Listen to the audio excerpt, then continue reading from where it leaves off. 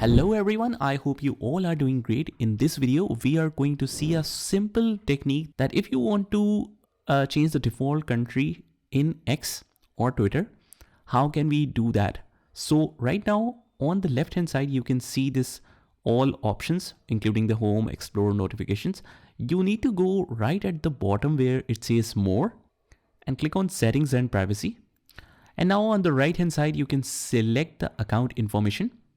You need to enter your password here in order to make sure that this is you making all of these changes. Now let me just quickly mention the password. If you have signed in with Google directly, you need to enter the Gmail password. Click on confirm. And now you can see all of the details associated with this account. So the country, it says Germany here. So if you want to change this to your country, let's say this is the country that I want to change. Click on change. And that's it. Just go back and just click it once again to make sure that everything works good. And now you can go back to the main page.